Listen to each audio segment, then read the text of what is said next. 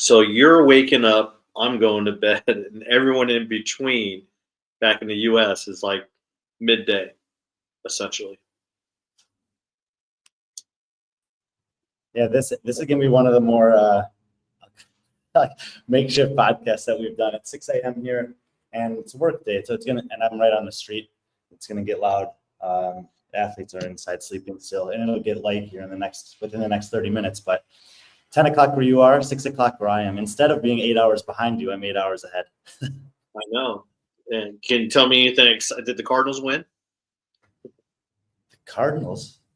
Yeah. Well, you're ahead, so you can tell me if the Cardinals won. Oh, like Early Edition. Do you remember that show about the newspaper, the guy who got it one day ahead of time? Yeah. Yeah. Cardinals probably lost if they're playing the Cubs, won if they're playing anyone else. Oh, no. They're playing Baltimore. That's a win. All right. Here's Lynn. Yo, people. Well, yo, people. So 3 yos. What's up, Lynn? First? So, yeah. Pool boy's with us, so I guess we're good. We're okay to start now. Busy weekend. We kind of talked about last week. We have 4 semifinals. Again, it just seems like, again, I don't want to make this a show where we're harping on CrossFit and their scheduling, because we know that they're just notorious. And I get it. Sometimes it's hard to schedule around like venues and stuff like that. But we had a couple weekends where we didn't have anything. We had the beginning of the semifinals where it was like earlier than usual. But in any case, here we are. We have the last weekend in May, 4 competitions, all happening at different parts. I mean, if you're a person like me who only gets about 2 or 3 hours of sleep a night and enjoy watching CrossFit, fuck, your day's set. I mean, you wake up watching freaking, I guess technically Torian would be the first competition, right? And then approximately about an hour later would be Korea, Far East, and then you can head over to good old South Africa and catch them, and then you end your evening watching, Syndicate. So I mean, that's a lot of competition. It's perfect the way you draw that up, because if you're, especially if you like to have a drink or two, by the time you get to Syndicate, the commentary is going to be perfect for a little evening entertainment. Yeah. Hey, what's up, everyone? How's Australia, BF? I think if you look at his story, I think I messaged Verena. I think she might have woke up earlier. She woke up earlier, went back to bed, because she replied to me because I put down FOMO and the thing. She just replied. So having such a hard time. I've literally watched one. Well, you can't miss them. If you want to watch a semifinal, you can't miss one this weekend. It's just a matter of which one you want to watch. But we covered Torian last weekend. You got a lot of flack, and I think that's probably more. I think maybe that's one reason why we haven't really dived into Australia, is because I feel like the Australians don't like us. But those are like some your picks. I mean, just like how contentious that was regarding your picks. Some of those, it's quite funny, but I don't know. But, well, I'll just do a little quick since I got down here. I've spent some time with Martin brothers, Bailey and Riley, and I know I had picked Bailey 4th. I think we talked about it a little bit, but man, he looks amazing, and I legitimately think he's in contention to win it this weekend. He hasn't competed since the games last year, so that was like, I'm not really sure, but he looks amazing. I'm really excited. Talked to Royce yesterday. You guys may have seen that. He's pumped to go. Haven't seen too many of the guys yet, but I did see Zach Thomas, and obviously he had, very scary incident last year at the Torian Pro, but this is his first comp back. He actually feels like it's his first comp in like 15 months, because he didn't really get to do Torian last year. Come on, Rodri. All right, there we go. I probably should sit on the other side, huh? Yeah. Let me do that. Rodri is not wrong. There we go. Surprised Rodri's awake. Rodri's he stays up late, man. He works hard. Oh, anyway, that's why we get along so well. Yeah, and then I just want to reemphasize, I'm just excited about Torian. I know we're not talking about it today, but there's tons of athletes here that I'll be able to see compete live for the first time. So I'll be, updating you guys as I can about what's going on there and what I'm seeing. But it's been fun at the gym. It's been fun going around a little bit with some of the athletes that are in town. And yes, Torian is this weekend also. So we did a preview show for Torian last week before I came because it's one I wanted to spend some time on. And then we got 3 more today. So we're going to get to those very shortly. Yeah. We did want to start off the show kind of with a kind of a somber or more, not really somber because, there is some improvement, but something you wanted to discuss. So if you go to the description and show description, there'll be a link there for Dusty here. And Brian, you want to kind of take this away? Yeah, just Josh Hicks is a good friend of mine and a leader in the medical and safety community for competitive fitness all over the world. And so he put this up sometime in the last 10 hours or so for a friend of his, Dusty, who volunteers at many medical teams around the world and at big time competitions. Like many communities, like smaller communities within our community, they're a tight knit group of people. And he had a pretty tragic incident happen the past couple of days. Just wanted to try to get this out there a little bit. He's got a wife and 2 kids. It's not clear what's going to happen. He's in the hospital right now.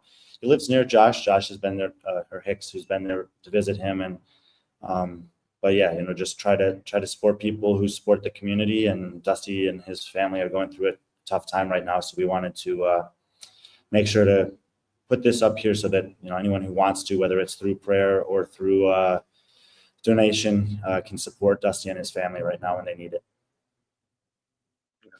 So again, I put the link in the chat. I also in the live chat. Also, the link is available in the show description if you want to donate, or if you want, just send your well wishes and prayers to him and his family. So get better, Dusty. Hopefully, we'll see you back on that competition floor sooner rather than later. So. So we kind of discussed where we'll go from here.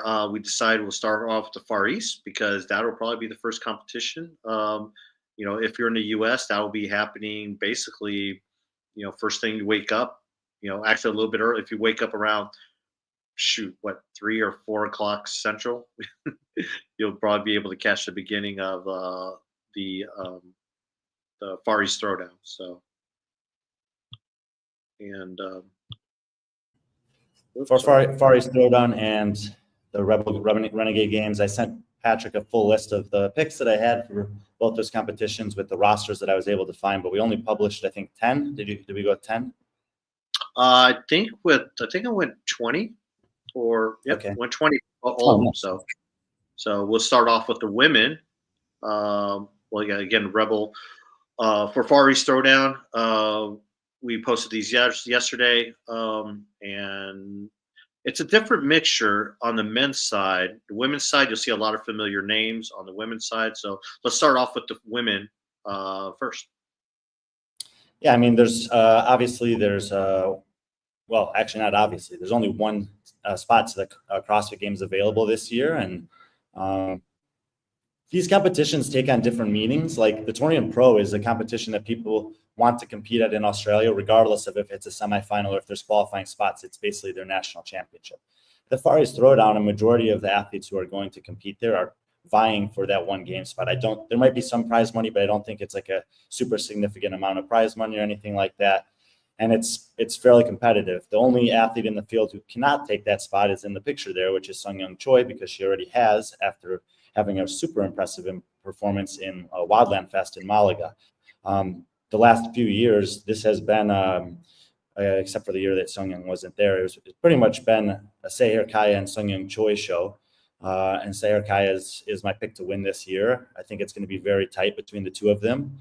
I haven't actually studied the programming for all the competitions super closely, but they have different skill sets. And this, like you said, the field being a little bit different, particularly with some athletes traveling in there like Mariana Meza and Leah Schmidt, Janine Shillington, who's a master's athlete. There's just a few other athletes that have a chance to kind of, even Megan Joy McDermott from Canada. There's a couple athletes who can kind of pop in and maybe create a little separation potentially, where usually it's like if you take a fifth, it can kind of like be punishing. So expect a lot of top 3 finishes from those 2 women. And I don't know. I think I'm picking Sahar to win it, but I think it's going to be very, very close. We haven't seen much Sahar from since basically Storm Games. She's been, just dealing with some things. Ramadan happened. She spent a lot of time with her family. Just some well-needed. It was a wild season since the game for her. It was a busy season, and she just kind of needed just to kind of step away and just spend some time. And she's been training. So I'm feeling she's feeling really good. She's already in Korea. She normally gets there about a week prior before she's really comfortable there. She has a gym she always goes to that she's gotten to get to know the family very well. It's like she had this circled on her calendar that she was going to do this semifinal. There are some names that did that. This one was open to anybody. It wasn't just for Asia region. It was open to anyone that did the qualifier. There was no invites, qualifier only. So the person that actually won the qualifier, we'll discuss her later. She's actually competing in South Africa, and that's Sarah Sigmund's daughter. She won the qualifier. Syria Meha. Syria Meha, yeah. Meha. She also finished really high in a qualifier. I believe she was top 5. She elected not to come as well. And it was a good decision by our part. She ended up winning the online semifinal. I don't think she was expecting that. She and Leah Storen, who you originally had on here, I think you had her in your 3rd or 4th spot. I believe she had her originally in 3rd, but she elected not to go as well. This season was more of a comeback season for her than it was like her striving for the game. So, already traveling to 2 European events, coming back from injury, she just kind of wanted to take it back. And, but like you said, 1 spot, 3 familiar names. I'm really excited that, again, even though to get 1 spot, you're going to have 2 women from Asia represented at the games with a smaller field of athletes at the game. So, again, it's when it comes to women, Asia seems to be always underrepresented, or not underrepresented, Well, but I guess it's just that the results at the games recently have Sahar and Sung Young Choi have been able to finish higher than any women previously have at the CrossFit Games, and higher than any men other than Roman, who doesn't really associate with Asia anymore. Right. But they've never broken into the top 20. They're close. This year, there's a great chance that could happen, because if games field is only 30, and if they can still manage to finish in the top half of the field, then they can potentially be inside the top 20 or even 15. So, and they're both definitely improving. I mean, like I said, I was super impressed with Sung Young Choi. We've seen Sahar not compete that recently, but she's been improving in her big competitions over the last 2 years as well. So the job's not done for her. She, like you said, she's there early. She means business, but there are some good women in this field. Camila Takeva had a huge offseason, competing a ton. She actually beat Karen Freyova at a competition in Cyprus. Anna Ivanova is probably the best woman from Russia that's competing there. Again, there's not a huge Russian contingency this year, but she has been there a couple times before and is always flirting with the podiums in the top 5s. So I think that down through like maybe 12, 13 are actually some women that have some talent, and a few of them that we don't see compete that often, but that their names do pop up on this Far East Throwdown year after year. Ai Chan Chen, Ming Young Kim. So there's, it's not a field to necessarily sleep on or take anything for granted, but you would expect the big names to rise to the top. Yeah, definitely. There's definitely in this region, there's usually a big separation between Sahar and Sung Young Choi. In past years, we saw one of the Russians, usually Anastasia, trying to remember, she was competed the last couple of years. She'd always been a contender. I'm trying to remember her name, but she's not competing this. Yeah, Dodanova. I did see her at IF3. She elected not to do the game season this year. But Camila, I mean, some of these ladies in the top 10 we've been able to see. I've seen Camila a couple times. She was at Wadland. Saw her at Storm Games. Mariana Meza, we've seen a couple times. Yoku, I've seen. It's always fun watching her. She's a masters athlete. I think she's almost 40 now. She's been basically Japan's champion, and she's like 5 foot, maybe 5 foot, but she's just a bundle of energy. And she's well respected by this Asian field. Min Jong Kim is someone that she competed at Wadland as well. She's one of the up and comers, part of that Limelight Athletics. She's her Daewon and Sung Young Choi. And it's kind of going back to what Sung Young, seeing her compete in Europe, and her with and 3 other Koreans coming with her. Hopefully, that's a thing, like something that we'll start seeing more of. More of those Korean athletes competing everywhere. So, and they've had some success, and obviously Sang Young had some success. But we've talked about the best way to get better is to compete outside of your area. And in Sung Young, Daewon, these are athletes we normally don't see compete that much. Even in Korea, we don't see them compete that much. So there's one athlete in this field that I think is a bit of a wild card, and it's Amy Hosking.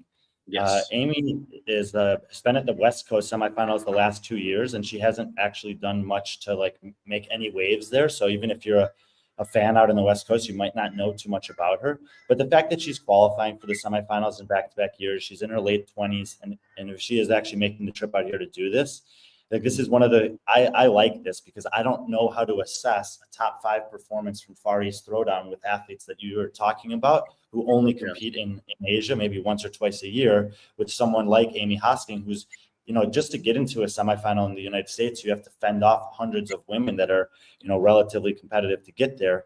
But then you get there and you're in the bottom, quarter of the field. So I'm curious to see how that sort of bottom quarter of the field semifinal athlete from the West Coast, and maybe she's like 80th to 100th, something like that, best in the United States, will compare against some of the best women from Asia. So I could have her too low here. I think she's absolutely in the top 10. I don't know if she's a podium mix or not. But if she comes, it'll be fun to see where she ends up placing against these athletes to get a little bit of a benchmark for them compared to someone who has had relative success at the semifinal level in the U.S. No, I think that's not a bad pick. I like that in terms of like her making the trip. Hopefully, she again is planned for it's not an easy trip even from the U.S. It's quite the trek, I know, because I've done that trip. So hopefully she's planned for that. So anyone else in this field of your, like I said, you ranked the 20 women. Anyone else worth mentioning before we move on to the men? No, I'll just reemphasize because I didn't say much about her. If you are looking at the name Mariana Meza and wondering who that is, she's a 2-time LATAM Cup champion from Wadapalooza. She's, I think, the fittest in Mexico right now, hands down. And she's been looking impressive in the competitions we've seen her at. LATAM Cup on paper would be like a pretty similar caliber of athlete to most of the Far East Throwdown field, probably minus athletes like Sahara Kaya and Sung Young Choi. So I think she should have success here. But again, I'm excited to see someone from a different region, the Latin American region, compete against some of the best women from Asia. So it's a field of, I would say, like, you're not exactly sure how it's going to go because the women have had different levels of success at different parts of the world. And if they all these athletes in the top 10 or so end up actually going there, I'm looking forward to seeing how it shakes out. Yeah, definitely. Definitely be watching myself. Obviously, a lot of interest there. Let's move on to the men. Like I said, we saw a lot of familiar names, especially in this region, especially in the top 3. And we go to the men's side, and there's a couple of familiar names, but but there's a lot of unknown here. And let's preface this by there's 2 names in here. Well, we removed the name. Well, no, he didn't because he's competing in South Africa.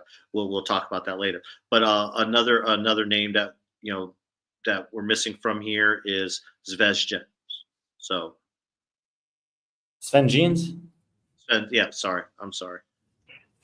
I know. I know. Yeah. So Sven was supposed to do this competition. When I originally sent the picks to Patrick, I had picked Sven to win this competition. And I think that this is the really difficult part about this format this year. Sven is very good, and Sven has had a couple of nice performances in Europe in both Wadland and French Throwdown. He's looked the best I've ever seen him look. He's probably the fittest guy in Belgium. And I think if he had not done either of those competitions and he'd focused on this one, that he would have won this competition. But it's really difficult to hedge your bets. And so, like we can take Alex Kazan as an example. Alex Kazan passed on the individual online semifinals, where she's had like some up and down performances historically on semifinals. She focused on WFP, won that, which was really good for her, better than I think a lot of people understand. But now she's basically got one shot at NorCal. But one shot is what the athletes usually have at a semifinal. Exactly. And so, the balance here is that Sven kind of was like rolling the dice multiple times. He ended up sustaining, I believe, an injury, and now he can't go to the one that he probably had the best chance to qualify at. So it's not his fault, really. This is the nature of a season that the athletes don't understand, that nobody really understands why they're doing it this way. It wasn't all laid out. The rules aren't uniform across the board. There's a lot of opportunities to compete. And, he's someone who basically just is going to, he had 2 good performances, doesn't get to go to this one. So, yes, we were expecting to see him here and probably compete for the win, but he's not going to be able to go. He's out. Yes, he's out. Yeah. Therefore, everyone moved up on the list. And, I mean, that's the nature of sport, right? Sometimes people can't compete and everyone else, they just show up and do what they can. And so we end up with another European here who I would say is in the same echelon as Sven. Maybe just like he's looked like just when I say a step behind, I mean like 1 or 2 or 3 places behind in comparable competitions. But Thiago Lucic, we've covered several competitions that he's been at. I would say he really impressed me at Basque Chapelqueta. And then he's been continuing to have solid performances since then. I think the thing that we talked about with the women is going to hold true here for the men. It's how does the travel impact his ability to compete at the highest level.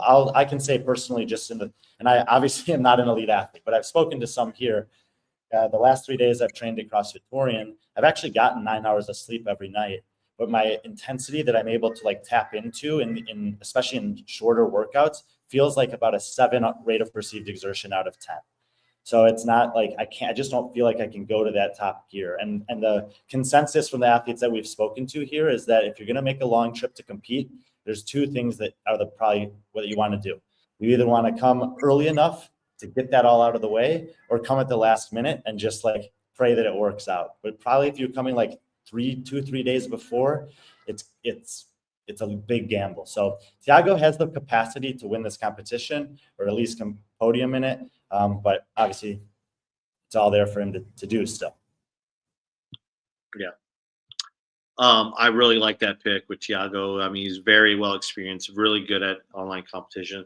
It'll be probably over a 20-hour travel day for him. So hopefully he got there early. I'm pretty sure he has. He's done this before. So he's went to Dubai. He's competed at Dubai. So he knows pretty much it's kind of a similar type trip. So he probably, he's probably going to be pretty well prepared for this. So I like that. Number 2 is a guy who's no stranger to this competition, no stranger finishing on the podium. This is a guy who has 2 years ago, he finished second and had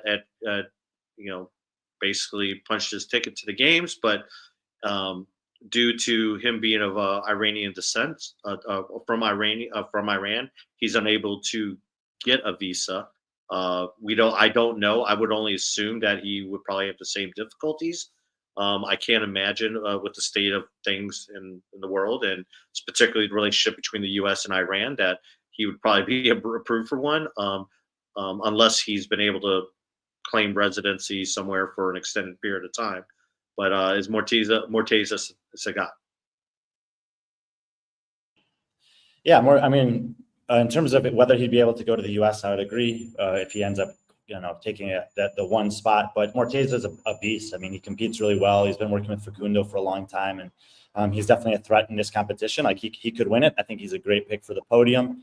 And then, if he ends up getting the top spot, we'll see what happens. But I would say if he takes the top spot and you are the man who takes the second spot, stay ready. Yeah, definitely. And I hate to say this, but this region has been kind of snake bitten by athletes that finished on the podium and gotten games tickets, and due to either visa or other reasons, I would say drug tests, they especially in the men division, they found other people to backfill. So I'm not saying it's going to happen in this at all, because we know, like, Mortezas, I've obviously passed drug tests before. Andre Fedotov as well. So, but still, you could always. Well, but Andre's another one that struggles to get a visa to the U.S. And I know he's been working with similar people who helped Roman with that over the years. So Andre Fedotov, you may recognize the name from Dubai. He had a couple of really impressive performances there. He's a very small athlete, but he got a lot of competitive experience throughout Russia and the Middle East. He's a beast. He's like, there's workouts that he could win in competition like this. He's pretty strong for his size, but he's another guy that if he does end up winning this, he hasn't been able to get over to the U. I almost said to here, but I'm nowhere near the U.S. Am I? He hasn't been able to get over to the U.S. Yeah, he was the reason why their team couldn't make it to the games last year. All three of the three teammates were able to have. They've traveled to the U.S. They've have visas, but he was the one that couldn't get a visa at the time.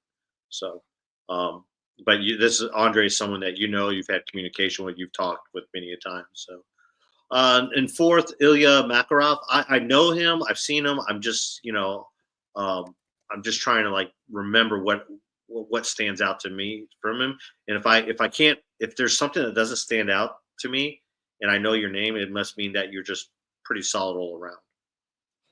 I mean, he actually is relatively new to high-level competition, but he placed fifth at this competition last year. He's from Russia. He's had very consistent open finishes, kind of between 300 and 600th over the last several years. None of the men who beat him last year are competing, and he actually beat Morteza on a tiebreak. They had the exact same number of points. So we know that Morteza has capacity to podium in this competition. Ilya was just as good as him last year. He's a 30-year-old guy. I looked at his competition results from last year. He had bookend third-place finishes, but he also had 3 finishes that were outside of the top 15 in a field of 40. So he's definitely got some highs and lows, but I think that this is actually just a good example of the type of athletes that we have here. Like, the men in this field are relatively wild cards. Like, they can have these highs, they can have these lows. And, I'm just basically saying Ilya was in the mix last year against some of the guys that you see in towards the top, and I think he will be again. Yeah. Kind of moving down the list. One person I wanted to bring up, and we mentioned the Russian team, is Alexander Plushkin. He's a veteran, games veteran on the team. He's kind of been the rock of that those Russian teams. Yeah, Plushkin, teammate of Andre Fedotov many times over. I think Andre's a little bit better than him. Not sure exactly how much, but Plushkin. This is where just being super honest here, the top 10 of this field. It feels a little bit, maybe not the top 2, maybe not Tiago. After Tiago, it kind of feels like throw him in the air, and I don't really know. A lot of these guys are good. Plushkin was in Wadlin, had a couple tough events there. I think it wasn't the best representation of his overall fitness, but all these guys are good, and they're good in sort of some different ways. So Plushkin, you may have seen before. He usually wears glasses when he competes. Very strong athlete with a lot of experience. I would say he's better on the team side than individual, but I think he's got top 10 potential here. Yeah. The name that keeps everyone obviously is really familiar with, because he's a great guy, is Ant Haynes. The guy just he keeps on plugging along. It's like last year watching him, I've known that guy for a while, and he's just great. Him and his brother Ed they're just great people. And then seeing Ant hurt himself in the lift last year, but yet still just that last event, going on the Echo bike and just still competing. And he's a fan favorite there. He's a good representation of the region. He's a coach. He's well liked, and the guy won't retire. Not that he should. The guy's still really fit. One of the fittest men in Asia. He's proven himself. The 2 times he's been at the games, he's proven himself to be one of the top 30 fittest men in the world, according to the games. This is a guy who has 2 top 30 finishes in the world at the games, where there's more well-known athletes that don't have that. So it's great to see Ant. I don't know how he'll do. I don't know how healthy he is. That's something I hope to see or find out. Yeah, I mean, Ant Haynes. Someone said like this, the disrespect to Ant Haynes. I would disrespect Ant Haynes. Like Ant Haynes is one of the most like inspirational guys on and off the floor. We've had him and his brother, like you said, on the podcast. Let's see how it goes. Like Ant could podium at this competition for sure, but we also know that like time catches up to everyone. And we just come off a competition where Pat Vellner had his first finish outside the top 20 ever in his entire career. And that's not to say that he can't bounce back and have a better competition, but I think some of these younger guys, these hungrier guys, are eventually going to beat him. And yeah, he has had third, fourth, fifth place finishes at this competition before, and he could again. But basically, what I'm saying is he's in the mix. I hope he's healthy, and if he is healthy and executing at a high level, he could definitely threaten the podium here. The guy right behind him is someone I kind of want to highlight. I'm actually going to put something up about him tomorrow. Someone we met at Wadland is Chengri Man. Yeah, it was a judo legend, apparently. Third place at the 2021 right on cue there, Olympics. Super nice guy, super hardworking guy, working with Nick Fowler. He's got a better style than that. Yeah. But Chengri Man, I think, is getting his competition wings under him a little bit. He had some strong performances, similar to Plishkin, some tough performances in Wadland, but coming along, fun to watch him compete. Great competitive, drive based on his past, and again, I get just another one of these guys that's in the mix. So, if you don't know Chengri Man, if you ever get a chance to meet Chengri Man, you won't be disappointed. He's a really cool human being. Yeah. So, second year as a CrossFit athlete, finished 15th in Asia last year in his debut. So, obviously, very talented, very fit. It's just, a full year of Nick Fowler, and it looks like, it'll be really interesting to see what version of him we see there, against this field. We got to see a little bit at Wadland. He had some ups, he has some downs, but I think a lot of it was there were some things that were just kind of like competition, not used to being in those surroundings. And I think he'll be a little bit more at home in Korea, obviously. And Lito, actually a good question. I'm surprised there's not more European American athletes going to try to get an easy win, as they don't have geo restrictions. But I guess there's 4 semis this weekend. So, but you did have to do the qualifier, and I mean, it's a theme that has been popping up as I've been traveling on the road, is talking to athletes from all over the world who are like, man, it's crazy, Brian. I've been competing. I feel like I've been competing for 8 straight months. And it's like, I haven't been able to string a competition block together. And then there's athletes that say, like, I have to stop doing that. Like, I need to take the next 6 months. And so when you look at some of these athletes like Bailey Martin, or you're talking about Sahir Kaya, who hasn't done a competition in a few months, or even Alex Kazan, who decided to take a chance to qualify for the games off, like athletes that are capable of saying, like, okay, I have to make a decision here, and I have to make a decision that's good for me. And it might be to not compete for this period of time. Sometimes that really can be beneficial, especially if you're competing against a lot of athletes who've been competing a lot. So, anyone else in the men's field that you want to highlight? Just maybe Morten in 7 there, Morten Rosh Arneson. He's a team athlete from the Krieger and Oslo teams.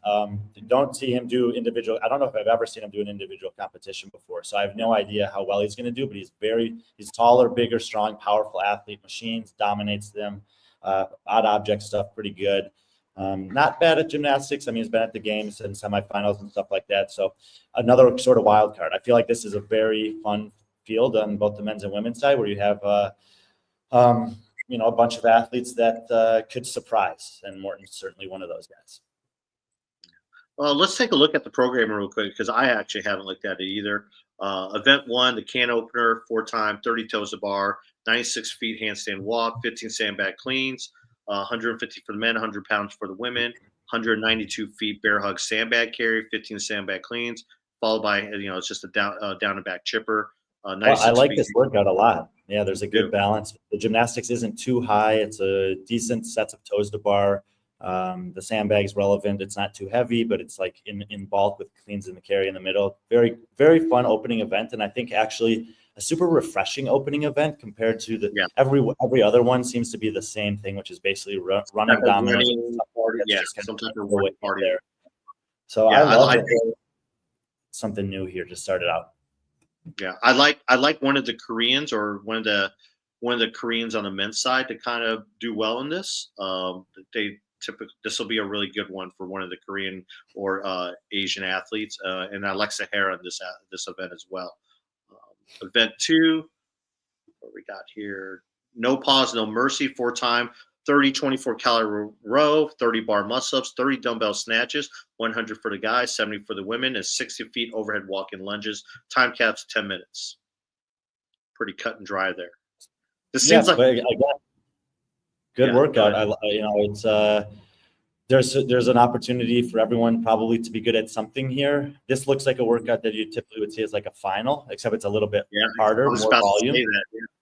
Yeah, definitely. And I actually would say that these two workouts or events, as they're calling them, on day one of competition are two of the. I like this slate of testing. It reminds me a little bit of WFP's first day, where you have workouts. Yes, there was a lot of running there, but you have workouts that are hitting on multiple different domains. So you're probably going to get more of the athletes who are fittest at this competition filtering towards the top right away. You get some weightlifting again. In the 100-pound dumbbell snatch is no joke, especially after the sandbag cleans. You got 30 150-pound cleans, taking that from the floor, 30 dumbbell snatches from the floor, all in the first day of competition. So yeah, I think it's a really nice first day. Yeah, this known as well as I know Sahar, this is a good one for her. These are all movements that she loves to do, especially the dumbbell snatches at a heavier weight. She may be small, but she loves dumbbell snatches. The bar muscle-ups, we know how good she is at those. The row, she can hold her own for smaller athletes. For the men's side, I really like. For that, I really do like. There's a couple of athletes I do like Morteza in this, but again, I think someone like Morton would do really well in this as well. Yeah, I mean, look, it's overhead walking lunge with a 100 or 70-pound dumbbell, and the overhead position is definitely going to factor into day one with the handstand walking. Maybe not the most critical part of the workout, but it is there, and then the overhead lunge. So this is a workout where you could get pretty far along and then kind of see the collapse on the lunge at the end.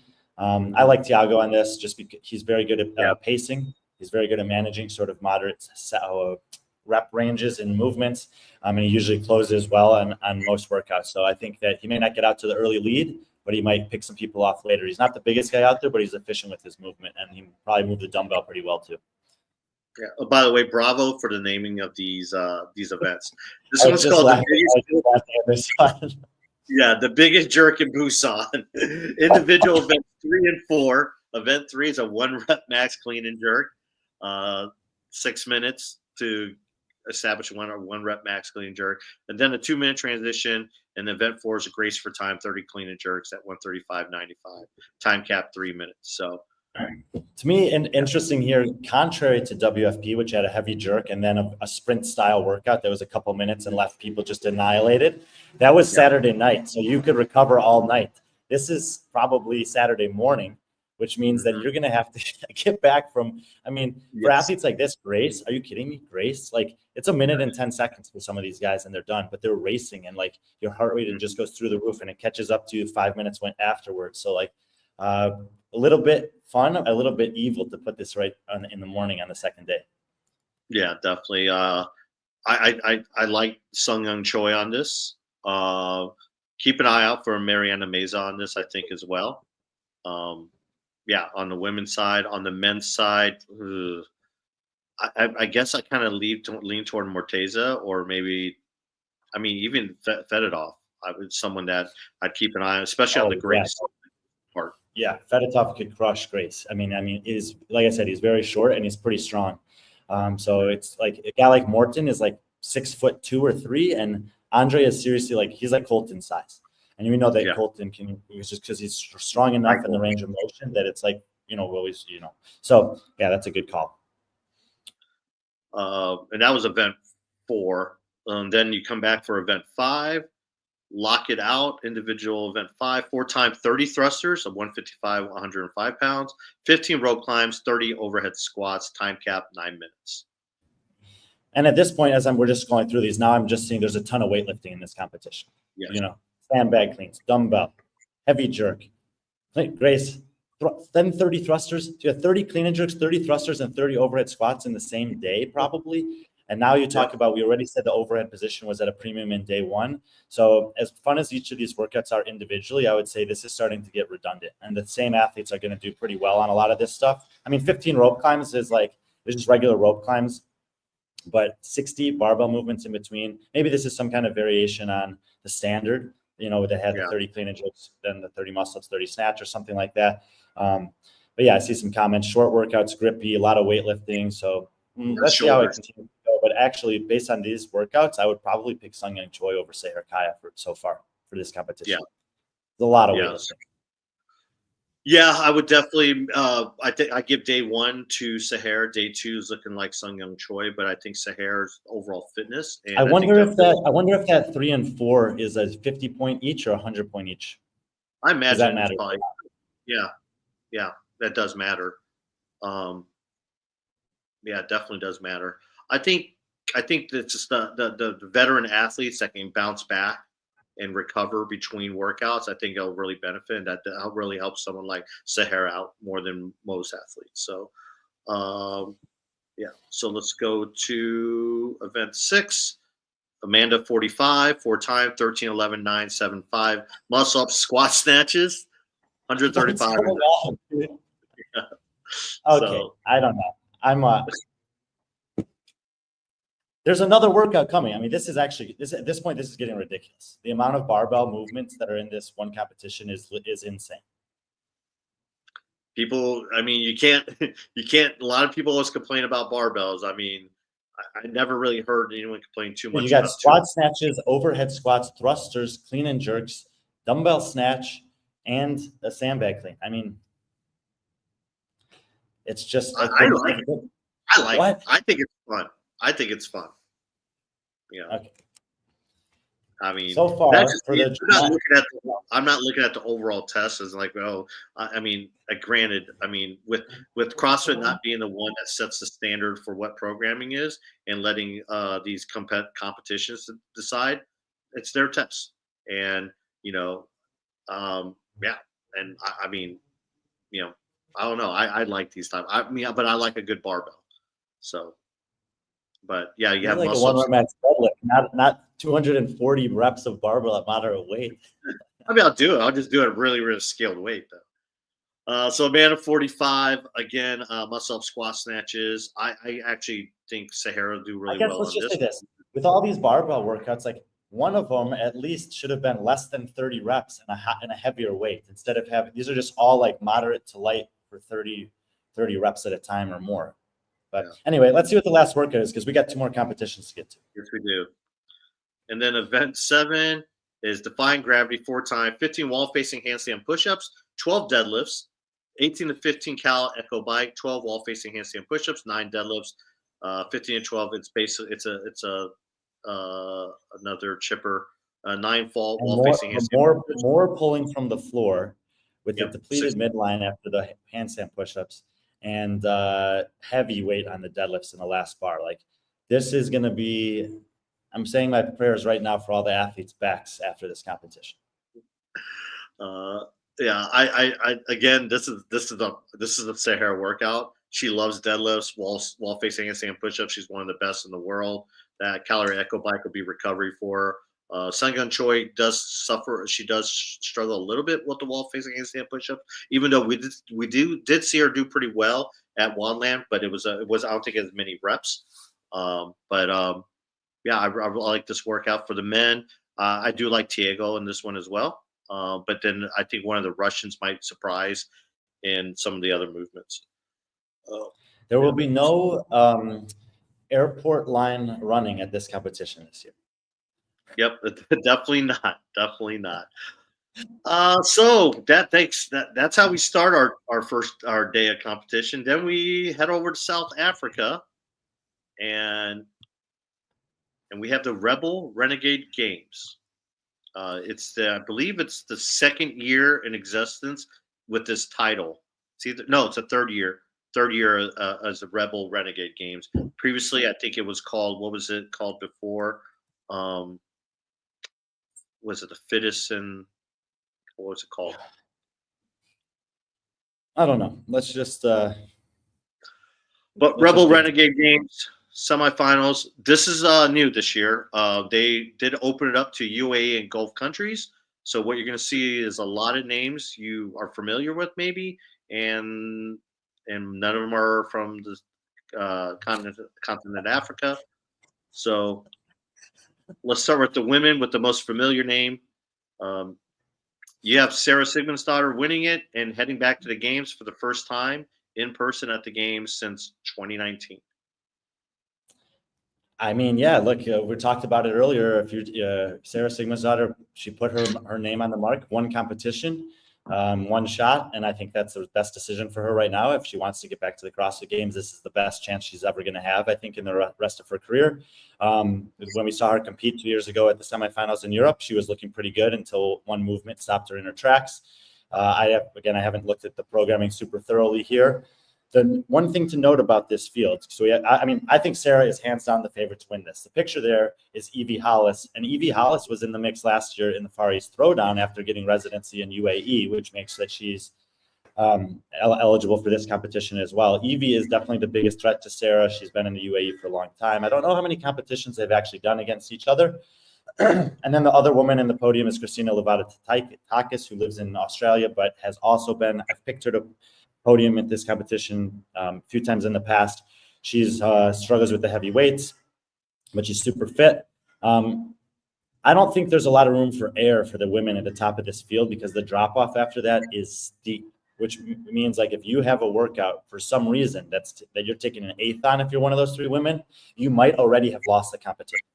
It's gonna the premium for separation is not good here. So that's what someone was saying. Will it all come together for Sarah Sigmundsdottir? But Evie and Christina also have some things that could potentially be troublesome, but maybe not against this field. I hardly know anyone else that's competing here. So it's very top heavy and then also super wide open. Yeah, even with we're not seeing some of the familiar South African names. I mean, Lani Venter is a familiar name, and then you look at number 9, Ashton Finkel. I imagine she's one of the Finkel sisters. But not the one that we're used to seeing. Exactly. So, I don't know which one that is. It could be a younger one. I'm not sure. I think I don't know. Anyway, I don't have a ton to say about this field because I don't know many of these women at all. Yeah. But Christina, Evie, and Sarah, if one of them does not win, I would be very surprised and give a huge amount of credit to whoever's able to knock them off. So it's probably the 3 names you want to mark down to keep an eye on.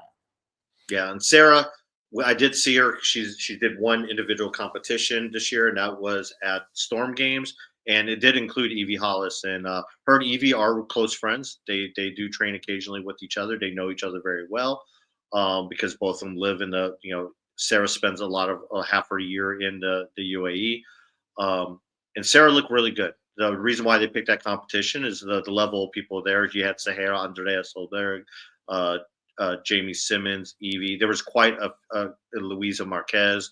It was it was actually on the women's side a very competitive field, and she didn't win it. She finished, I believe, 4th or 5th.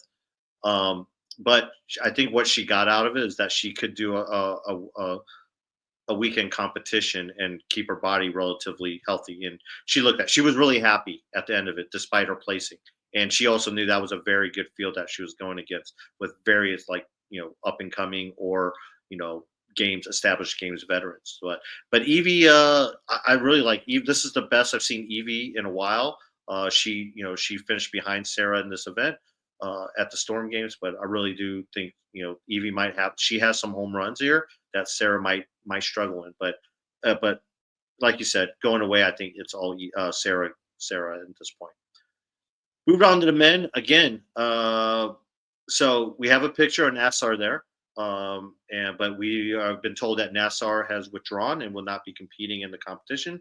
So that moves everyone up. So Lucas Hogberg, according to your list, would be 2nd. However, Lucas would not be eligible to make it to the games if he won that one spot. So if he finished it first, he still wouldn't go to the games because he did not finish in the top 1% of the Open.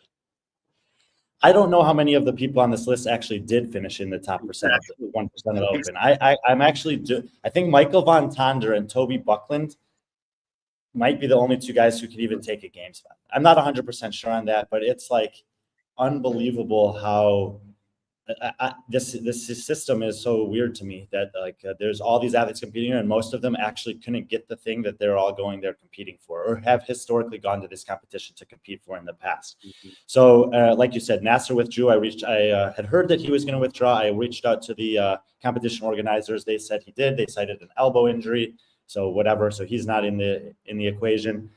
To me, this is Toby Buckland, hands down the favorite for this competition coming from the UAE. We saw him take second place at Dubai. He hasn't always had that same success in competition, but for Dubai, he was, it's kind of like Luca. He was super focused on that competition. All of his prep, all of his run up, all of his training was on that. And he had this incredible performance. It seems to me, I mean, I spoke to him when the rules for the season were announced and he marked this down. He's obviously super close with Luca. I think he would accept the games invite. I'm not 100% sure, but he still just wanted to go here and win this competition. So I think he's really focused. He's very fit. And when he's focused, he's dangerous. So, yeah, Toby, I think, is the guy to beat. But even if most of these guys do beat him, I don't think they'd be able to take the invite based on the rules. So Michael Van Tonder finished 310th in the world in the Open, and Toby finished top 800. And I believe the cut line was 11,000 or 1,100. So both of them would be eligible for a game spot. I'd have to check on some of the other names, but yeah. So Michael actually was the leader. You know, is a top athlete coming. Top qualifier. Michael Van Tonder has competed at the games before on a team. He usually does team in South Africa, so got him in the individual mix here. But just like on the women's side, most of the recognizable names from the men's side over the past couple of years, not in the field this year at all. None at all. Justin Sport, Dane Naud are guys that I've seen before. The other guys, Radwan El Gadouini, I've seen on some leaderboards. Jacob Hendry trains with Toby and with Lucas sometimes when he's in town, and I've actually heard that Jacob is in super good shape. He was actually coaching in Dubai, I think. Yeah, he was one of our correspondents there. But yeah, he looked really good. He looked really good when I saw him at the Storm Games.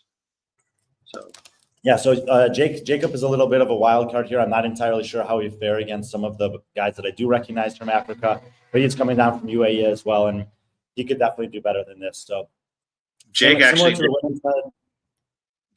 did better than his training partner in the Open, Toby Buckland. Jacob finished 687th. So he's in the mix for the game spot as well. How to pronounce 19? Okay, yeah. So these are the fields. I don't think there's a ton of depth here. There usually isn't in Africa. Different rules this year with the UAE being allowed to participate. I'm not really sure what that was built upon, but I would say, yeah, a few names have filtered towards the top, and it'll probably have a similar situation on the women's side. If you have a bad workout, it could be super costly. Yeah. I will mention Nassar. A couple of people asked, especially in the chat. He did fail his drug test when he made the qualify for games back in 2022 or 23. Out of the Asia, out of the Far East, he was able to get his. He was able to prove it was a tainted substance and only had a 2-year ban. His 2-year ban was up, and he's eligible to compete in CrossFit sanctioned events. I did see him at the Storm Games again with Toby Buckland and Jacob Hendry. They also competed there. He finished second at the Storm Games behind Yella Hosta. And apparently, like I said, he withdrew due to an injury. But he is eligible for the games now after serving a suspension. Anything else you want to say about REBEL Renegade Games before we move on to Syndicate? No, don't think so. I mean, we're gonna likely see some, at least on the men's side, a new face making it to the CrossFit Games. So that's exciting for these guys. There's a great opportunity for them. And competitions like this, sometimes they surprise and impress with a few people battling really aggressively workout after workout for a top spot. So could be entertaining to watch that final heat. And who knows, maybe there's another name in Africa that's ready to make a breakout this year. So we keep an eye out for that. And now we move on to Syndicate. Just came out right when we opened the show. So, So Yeah, Syndicate, we'll just pretend that we did that on purpose to avoid the flack that I'm undoubtedly going to get for these picks up and down the comment section when people finally see it. yeah, probably. I was really surprised at some of the picks too, but that's why we're having the show. And I haven't really looked at the programming, and I think we could take a little bit of time to look at the programming as well while we do this. But let's go ahead and go right into it. Syndicate Crown semifinal predictions. Let's start off with the men. So you have Seth Stovall winning Syndicate Crown. Well, so and just so you guys are aware, there are 40 athletes in this field. None of them have qualified for the CrossFit Games yet. That was a rule that Syndicate Crown put in place. There are several athletes outside of the top 20 that I am well aware of. I think there were a total of 6 or 7 guys that were relatively new to me. And there's definitely some athletes outside of the top 20 on here that could potentially jump in. But we just kind of drew the line somewhere with so much going on this weekend. So you want to start at the top? Yeah, I mean, Seth Stovall, let's put it this way. Like, if Taylor Self was in this competition and you think that he would have a chance to be on the podium, Seth Stovall is slightly better, in my opinion, than Taylor Self at his best form and still improving. I think Seth Stovall doesn't compete very often, but he trains in an incredibly good environment. And when he is prepared for a competition now, I think he's fairly formidable. There's definitely some guys behind him that are threatening, but I do like Seth in this format. Keep in mind that JR has done this programming. I would say it is not traditional JR Howell programming that he does at his competitions at his home gym. I'm guessing that I don't know why it's a little bit different, but I think it is a little bit more in the semifinal vein. And Seth has shown some good talent there, being on the verge of making the CrossFit Games last year. And if you look down the line, there's not that many people that usually beat him in this format. Jack Rosema and Luke Parker being the only ones. Jack Rosema, we know, has not had a full season of training like some of these guys has. Now, he has been competing a little bit, so maybe he's rounding into some better form, and I've obviously recognized that he's in the mix here, putting him second. But Luke Parker's competition performances have been less than we're used to seeing the past couple of years. Again, maybe this is the perfect competition for him. We know Luke can bring it when he's in form, but he also has got a kid and a family now. So, I think Seth Stovall is as good a pick as anyone to win this one. Yeah, I mean, I like the pick. Obviously, a big Seth Stovall fan. Really always supported him. He's a good kid. He's quiet, hard worker. He has a very interesting story. I mean, newly engaged. A lot of good things going for him. I mean, obviously, Rich thinks the world of him. He just missed it last year. Just a great performance by him last year, despite just missing it. I really don't hate the pick. What I will say is that Seth is someone who I wish I would love to see compete more.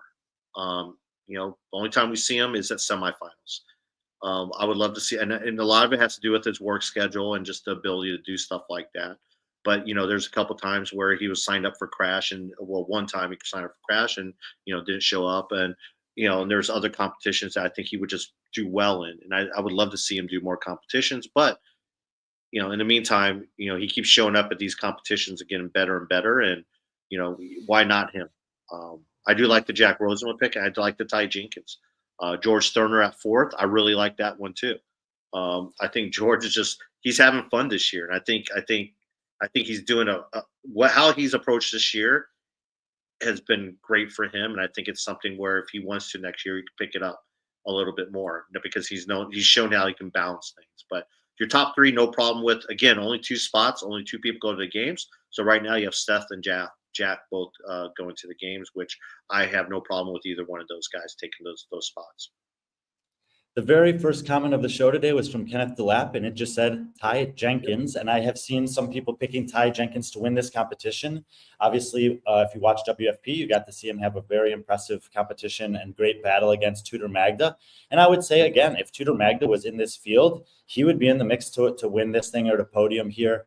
I think that Ty is still a little bit young compared to when men are usually able to make the transition from great as the teenage level to great in the individual level. But Ty is one of the more mentally mature athletes that we've seen. I love that he continued to play baseball throughout his high school career. He, to me, is sort of the next version of Dallin Pepper, of just like a little bit more mature at a young age, both on and off the competition floor. I would not have any issue with someone telling me that they think Ty Jenkins is going to win this competition. He also has won competitions in the past, and that's a super valuable trait to have. So if you're a Ty Jenkins fan, you're probably going to have another chance to see him do some damage and compete with some of the slightly older guys on this list. I'm excited to see Ty again. I think that the amount of time for him that's passed from WFP to now is plenty of time to recalibrate and get ready for another good performance. Yeah, you brought up WFP. Obviously, Jack Rosema was in that. Also competed, finished top 5, and you also have someone like Tanner who competed in the pro division. So you have quite a few alumni here from the and you look at the 20th, you look at Nicholas Anapolsky as well, who also competed in that challenger division. But let's stick in the top 10 for a few more athletes here. George Sterner, obviously we're huge fans of George. We were blessed to have him on the show. Solid 15th finish at Wadapalooza. Went down and competed at Mayhem. I think he's getting his competition legs back. I really don't know how good George is yet, or how good he's gonna be, but he's just freaking solid, man. Like, he doesn't have the top end strength that some of these guys have, but if you look at this field up and down, most of them don't have the top end strength. This is a very fit field, but not a very strong field. Most of the strong athletes, like the guys who can win 1-rep maxes, heavy complexes, move big sandbags for a lot of load, they already made the games. Dallins, Jasons, Romans, etc. So Jeff Adler. So this is an opportunity for someone like George to potentially lean into that fitness and not be punished as much for a poor finish on a heavy lift. So I think he's going to be, in that top 5, fighting for those top spots as well. You brought it up about top end strength, and one thing, and you probably know, JR's programming probably better than any, just as better as some other people that we know. But JR normally doesn't like test for top end strength. If anything, it's like odd object strength or repetitions or stuff like that. So we'll look at the programming here after this, but I think that bodes well for athletes like Seth Stovall, Jack Rosema, Luke Parker. Some of these guys who have a pretty good balance between top end strength and functional strength, as well as just being fit. So they might have some success. Ty Jenkins is right up there too. I think George and his fitness level, just being very, very fit, will help him out. Maybe he's not as strong as some of those guys, but they're not really testing for that. No, I mean, if you look at the list of athletes that were at Wadapalooza this year, he beat Luke Parker there. He beat Luka Jukic there. He beat Connor Volz, who we'll talk about. He beat Tanner Balaz. He beat a lot of guys that are actually in this field, Josh Hong. And the people that he lost to, most of them are already going to the games or not competing for the games. Yeah. So, George, and I have to assume that as he gets more competition experience, it's not like he's not old and he's not competing a ton. He's probably just getting back into his fighting shape. Yeah, exactly. Spencer Panchek, another familiar name, competed at Mayhem Classic, had some ups and then had some downs. He had like a couple of good top 10 finishes, but then he had some bottom 10 finishes as well. But we were able to talk to his coach, and Spencer's one of those guys who's just kind of trying to get into competition shape per se. This is like I said this about Justin Medeiros before WFP, and then sure enough he proved me wrong. But this is my last last flyer on Spencer Panchik, because I picked him 6th at Mayhem, and he was nowhere near that good. And now that field was a lot better and a lot more top heavy than this field. This field is full of bottom half semifinal athletes or guys who haven't really made a breakout at the semifinal stage yet. And Spencer has. He still is a veteran athlete compared to these guys that's not yet 30 years old. And, there's some guys behind him that could absolutely beat him. But I'm hoping that he can tap into some of the experiences that he's had at these styles of competition, semifinals and regionals in the past, and put together a performance that I think is more indicative of what he can be on the competition floor. But, Spencer, if you end up hearing this, if you don't do it at this one, then I'm going to punish you on the rankings in the next one. So I still believe in him. Speaking of teen athletes, RJ Mestre, he's an athlete that kind of sticks out. Former teen athlete as well. Well, I don't want to skip over Quinn Robinson. If you guys follow We're going to transition. That's what I'm saying. Okay. Let's talk about it. We'll go back to Quinn. Yeah, Quinn Robinson, he has one or two massive holes in his games. I think handstand push-ups are a big landmine for him. Pretty good at almost everything else. Relatively strong, relatively fit. He actually moves for a big guy pretty well on things like burpees, wall balls, dumbbell snatch, etc. Box jump overs, decent runner. He's a little bit of a wild card here. So, look for Quinn Robinson to potentially surprise some people. I don't think he's done an individual competition against this caliber of athlete before. So it'll be a good opportunity for him to test himself, but he is well experienced in competition as teams of 2, teams of 4. And he has done individual at Fittest of the Coast, but it's not, the level's just not at this level. But he went toe to toe with Dre Strom there 2 years ago. Ended up losing to Dre on the final and took second place. So yeah, interested to see how Quinn ends up stacking up against some of these guys. Moving on to RJ then. Yeah, RJ's young. I mean, he's I don't know how good he can do in this field, but I do think that he's like maybe just a notch below a Ty Jenkins. It's difficult for me to assess how these guys are going to do once they bump into the men's field. We see just so many more women that do well there than others. But again, he has the winning gene. He's proven that he can win. He's proven that he can compete. And against a field like this, I think top 10 is in the cards for him. Yeah. We've talked about Tanner. Obviously, we actually had him on the show, talked about his WFP. Seems to be in a really good headspace. He's not really training to be a professional athlete. His fitness is just very well, doing really, it's fairly high that he can qualify for these events and compete. WFP and now this. Had a very good open. Did really well in the online qualifiers, obviously for WFP. So, anything else you want to add about regarding Tanner? No, Tanner, he could do better than the ranking I have for him here. I would say he did great in the qualifier, like I said, for WFP, but he didn't have a great performance there in the live competition. He's up and down whether if he's healthy or not. But if he's healthy, he's fun to watch. He's had some like nagging injuries over his career. I do think he's about as healthy as he's ever been. He's probably about as fit as he's ever been. I think he's top 10 in this field. I'm just not sure how high.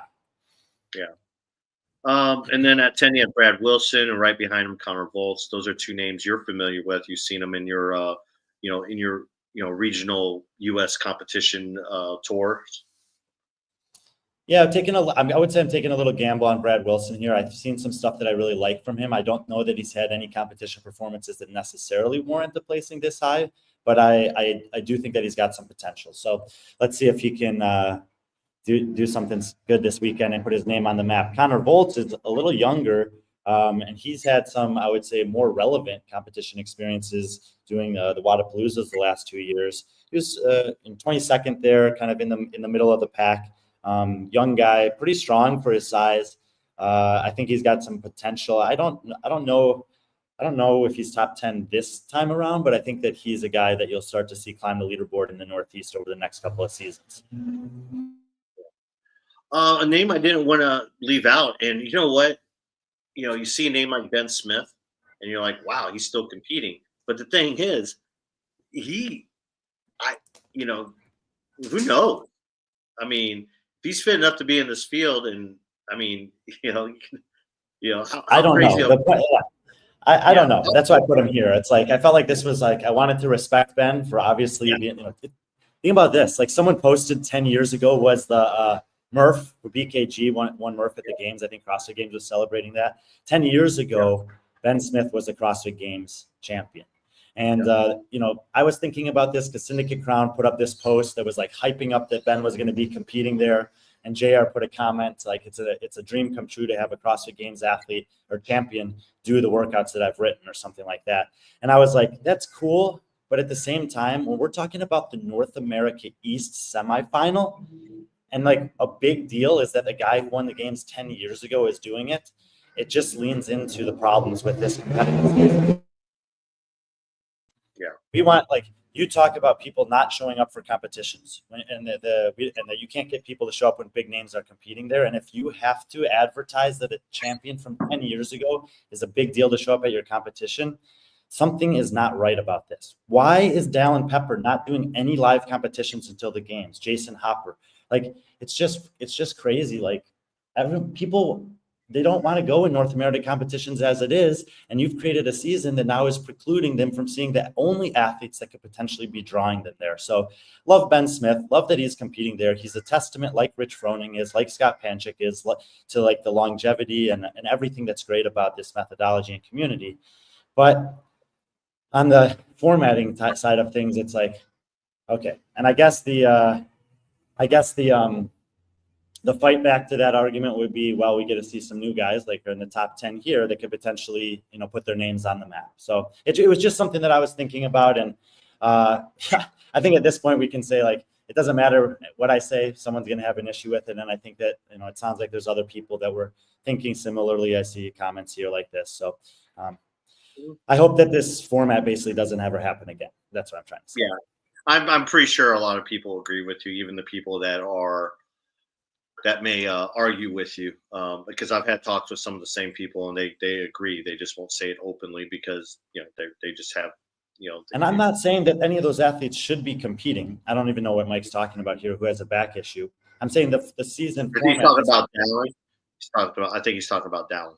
But again, this is how Dallin competed at WFP and he did well at WFP. But again, I don't know. I still think if Dallin would have done WFP, we still wouldn't have seen Dallin at any of these live semifinals, in my opinion. So because he doesn't have to do it. It's not an issue with Dallin or with any of the athletes. It's an issue with the season. Here's the thing. Wilson Pack is one of the best competition organizers that exists in our sport, and he's been doing this for the CrossFit Games for years. And I don't think that it's extremely profitable running these competitions. And now you've created a season where you have a super valuable asset in Wilson Pack. They've been planning for this. I see people asking about the live stream, like the amount of planning that Wilson has done with JR, the testing with Taylor, the testing with Angelo, the amount of resources that Sevan and Souza and those guys are investing in the live stream based on the financial support that they have. I don't think that they're getting paid to do it. I think they're doing it because they love to do it. So what you have is this competition where a bunch of people who care passionately about this thing are putting so much on the line. And you have Dave Castro at the top of the sport who's completely oblivious to the actual competition landscape that exists in the world. And the fact that people in North America aren't going to these events anyway. And you've created a system where the best athletes aren't even going to be there. And it's in a spot where people are already hesitant if they want to go. So it's like, It's the opposite of building up the sport, what's happening. Well, and it's nobody's fault here. It's nobody's fault except for Dave Castro, in my opinion. And that's one of the reasons why I've been saying that he needs to get out of the way. Well, I will say, when, I agree with a lot of what you said there, but, is this true? Is this true? I have no idea. If this is true, Stefan, this is blasphemous. You're accusing people. We don't know if it's true. Yeah, let's just say, we don't know if that's true. That could be just, But anyways, when I was trying to get to, at some point, I'm gonna have to stand up for myself for all this stuff. I understand. No. See, it's just, I get it, man. Way to go, pool boy. In any case, what I was trying to get at is when you look at this competition, and I've said this last show, I think what Sevan, everything they're doing in terms of activations regarding this to try to bring fans into the seat, I hope it works. But when you look at this competition, and the biggest thing you can talk about this competition is that they're going to do, the biggest thing is, you look at the most popular athlete in this field isn't competing, and that's Taylor Self. They're doing a Kill Taylor live there, and that'll probably be the most popular thing. And there's nothing wrong with that because Kill Taylors are fun, they're entertaining, they do great things. But that's taken But again, it's not the competition; it's something else. And it's just kind of sad that's where we're at because just last year we had Roman, Dallin, Jeff Adler, we had all those guys at this competition. And what Dave did with the online semifinals is take that away from these organizations and these competition directors, and he basically, And the fans. yeah, It's not sucks. fun And to watch Dallin Pepper and Jeff Adler do an online semifinal. It's super exactly. fun to watch them compete in person. Let's Yeah. talk more about the athletes. So I just want to run through a couple Yeah. athletes on this list. Anthony Yin I is the like guy that Anthony we've Yin. been excited about for a couple of years. He's moved Yep. out to the East Coast, used to be on the West Coast. Josh Hong has competed internationally at some competitions, and we've seen him there. He's got a great support system. Luke Burns, Hank Granda, Southeast guys that have been competing on the circuit. Brandon Smith and Ryan Drew have both podiumed at Wadapalooza in the RX division. They're young guys that are coming up. Brandon Smith has been on Kill Taylor before a few times as well. But Ryan Drew is actually one of the guys that has got my attention. You know, a few years ago when Sydney McAlishan did this thing at Wadapalooza, and I talked about her. Ryan Drew, I had not heard of him before this year. I talked to some guys who competed against him, including Riley Humringhouse, and this guy, he's another young name, kind of like Connor Volz. Just mark his name down. Maybe he won't develop into anything special, but he's got a lot of good skill set at a young age. He's starting to get some good competition experience. So I'm really happy that he's in this field and curious to see where he's going to stack up. So I think it's a fun field. Like, these are the types of fields that I love. This is more of I would call it like a tier 2 or 3 competition field, like Metcon Rush or, even like a Crash Crucible, maybe -1 or 2 big athletes type of competition. Yeah. But it means that if there are people that are watching, there's no doubt about it, the stream's going to be, it will be good. These Saban and the guys know how to do a good stream for fitness in terms of showing a lot of the field of play. John, I'm sure John's studying for this a little bit. It's not the athletes that he typically knows the most about, but I think it'll be a fun stream to watch, and I'm happy for these guys that they'll get a chance to be on a big stage. So that's the positive side of the way that things have shaken out this year. Yeah, it'll be interesting because John, when he has done, he has his favorite athletes, but here I really don't see. These are a lot of athletes that he normally wouldn't talk about or have any favorites because he's always called, I don't know. It'll be interesting to see. Hopefully, knowing him, he has taken this seriously. He did. From what I've heard, he did take some of the feedback from Crash Crucible that he did, and I would see that team doing really well in this. Let's move on to the women's field. A little bit more, some names you're familiar with, but those names you're familiar with, not where I expect them to be. You have Lexi Neely. Now, this is very strange, and yeah. So Lexi Neely, I love to pick at Lexi Neely. I've gotten to know her, and where she's come from, and I think that's kind of what has kind of fueled your pick as well of her at number 1. Yeah, in the midst of everything that happened last year at the Syndicate Crown, where we said there was these huge rosters of athletes, and then also this year at WFP, where there's just so many good athletes competing that you don't necessarily get to celebrate everyone who's had success. There's just Lexi Neely. Lexi Neely was the athlete that nobody thought would make it last year that did. And she just finished middle of the pack against a field of 30 in the pro division after doing the qualifier and getting in there. And she was ahead of Brooke Wells and Sydney Wells. And she's really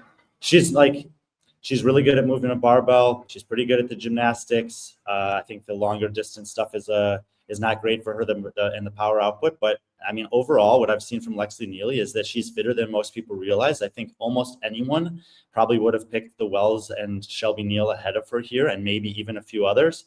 But I don't know. I'm a big fan of Lexi Neely. I think she's got a great head on her shoulders at a young age. I think she has a good support system. We'll take a look at the programming for this one for sure after we go through the women here. I think Lexi Neely is absolutely in the mix to win this. And you know what?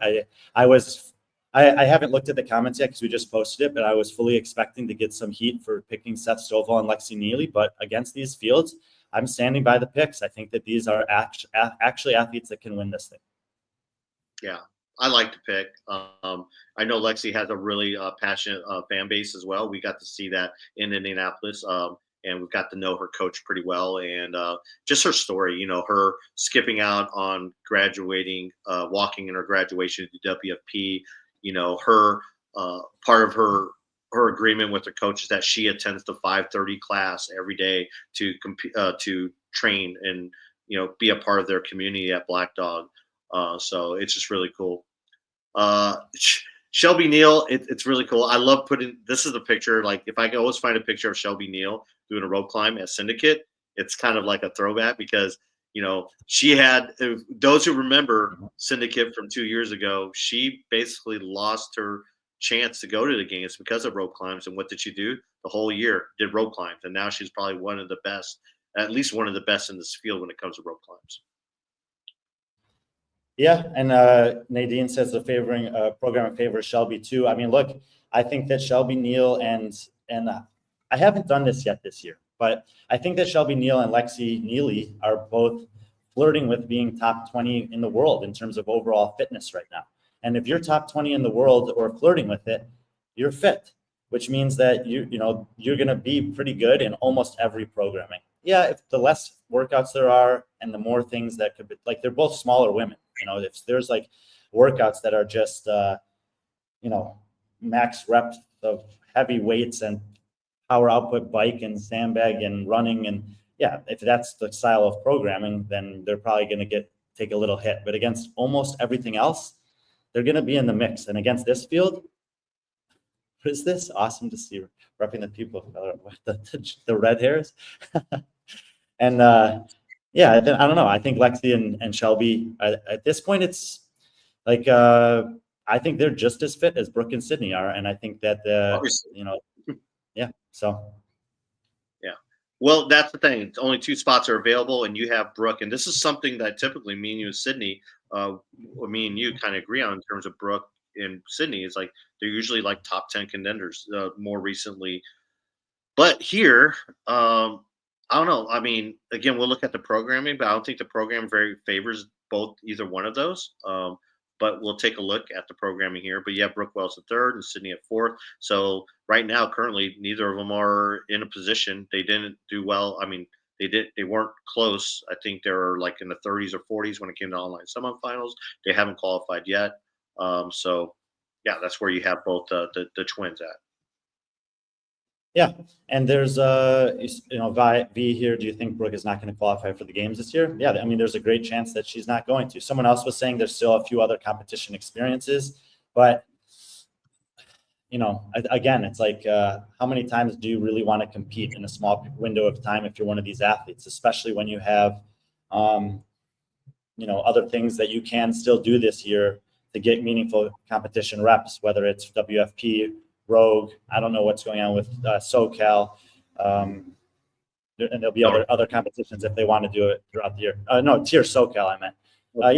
They could. Look, this is the thing. I don't even know the rules about NorCal. If Brooke Wells didn't make it to the games here, could she go compete there? Maybe. Can she compete in last chance qualifier? I don't know.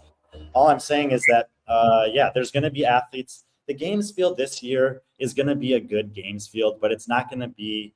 There's going to be athletes missing from it that you'd expect to see in it based on previous formats of competition, which were heavily leaning towards North American athletes. And here there's like a premium for spots available at these competitions. And look, I think Caroline Stanley has a great chance. Lydia Fish, someone was just saying she's an up and comer. Erica Folo, I don't think she's quite there yet. Kyra Milligan, we saw her make a similar like Lexi Neely type performance last year in the West Coast and sneak into a spot. Nina Vragic, she's coming up. Christine Best, these are good athletes. But I love this compared to the men's field right now. Like these are all women that are very good, and I mean, not that any of the men aren't, but there's a lot more familiar names here that we've seen a lot more of. I mean, you look at even like Reese Littlewood and Miley Wade. These are like up and coming, like the future. And we look at the men's side, and yeah, we have Ty Jenkins and we have RJ Mestry and some of the other guys we named, but it's just like Rebecca Devine, Emma Harving. These are all athletes we're very familiar with. I mean, even down to Lily Burkhead and Kira Miller. So yeah, I mean, I like this field overall. I think it's going to be very competitive. I think, I think it's going to be competitive throughout. Spots 1 through 2, I think you have 6, 7 girls competing for those 2 spots, and then you have everyone else pretty close following behind. Mike, I will wait to talk about this until we see the full field of games. But Nadine, there's usually about a 25 to 30% turnover every year at the games. I think it'll be similar this year as well. Yeah, and then, like you were saying, there's some athletes in the next 10 women here that are very interesting and curious to watch. I think Reese and Miley have big futures ahead of them. Some of the others, like Caitlin Sanders, Mary Helen Saunders, they've just sort of been, I would say they've been like kind of stagnant. Like they've been like, 15th to 25th best in the East for a couple of years now. And you're always curious if an athlete like that does not mean that they can't break that plateau and make another jump up. It actually happens more often than you'd think. But, they have relevant competition experience here. Going down a little bit, we see Caroline Ferreira. She just had a top 5. She finished 4th at Copa Sur. She's spent time in the East Coast, plenty of times at Mayhem. So I'm, again, similar to we were talking about in Asia, curious to see how a top 5 from a smaller region can do in a kind of depleted North American East field here. So maybe she can do better than this. Elizabeth Wishart, podium at NorCal 2 years ago. So yeah, I think there's a lot of women that have a right to feel like they've got a chance to fight for a top 10 here. But I think like you said, the field of women that can actually podium or take those top 2 spots is at most 8. Yeah. All right, let's unless you want to talk about any other women here, we can move on to the programming and wrap this up. Yep. All right, so I like this. Starting off with heavy Isabel. So you get to see these athletes fresh doing something, right off the bat. The thing that I like about this, like I smile when I saw this because the rep scheme being included in a workout that's so straightforward is just classic JR because he's meticulous about everything. And so how I read this is that you'll have to advance the barbell after those reps. And I think it's actually better than a 10-10-10 advancement. These are the details that attracted me to JR years and years ago when I introduced him to Sevan, because in a workout like this, the first 12 reps happen at first 10 reps happen at a lot faster cadence than the last 10 reps. And the 12-9-6-3 is actually produces I think a better storytelling and more drama. So I think that we've seen the workout way more times than anyone wants to see, but the way that he's tweaked it there with the advancing rep scheme, I think is a more appropriate expression of how the workout actually unfolds on a competition floor. I like Jack Rosema. I like Luke Parker, and then someone to keep out, Ben Smith. That's who I like on the men's side. On the women's side, God, this is going to be yeah. We're not going to have like the record-breaking athlete like we had in every time Olivia does this workout. But what you can see is someone like Kyra Milligan, Emma Harving, Rebecca Devine. Trying to think of us like Brooke, Shelby, and Caroline. I can see them doing really well. I really like Kyra in this one. I think she's going to do really good in this one, if not win this workout. So that's kind of.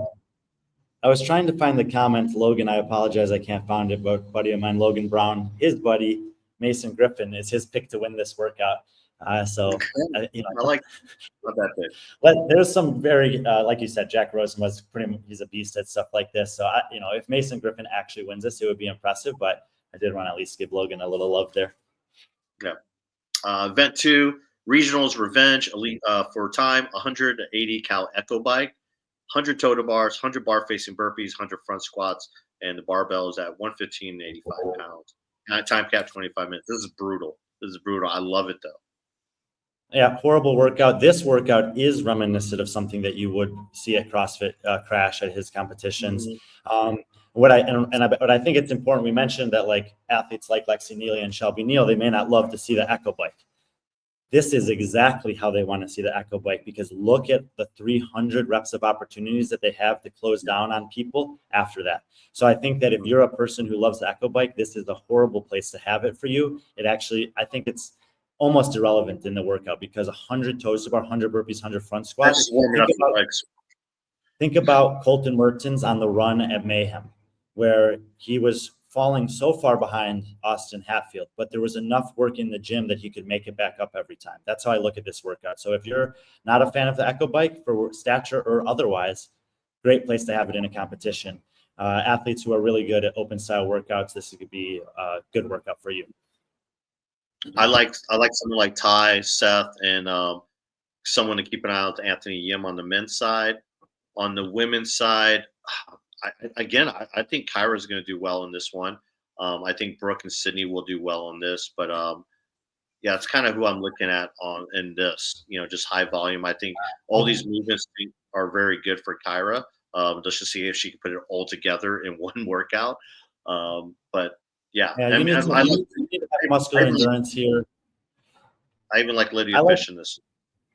Yeah, no, I like Lexi, I like Shelby, I like George Sterner on this workout. So yeah, nice. Yeah.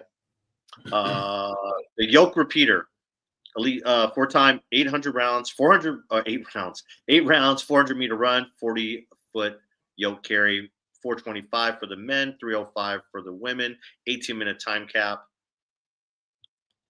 I did just want to touch on this because people were talking about the time cap on the previous one. Yeah, and I also am a fan of if you have a workout in a competition, especially early in a competition like that previous one, that's like Mike was saying, everyone's going to get their butt pounded by that workout. You want people finishing the workout. And in regionals back in the day, not a lot of people got capped, I think.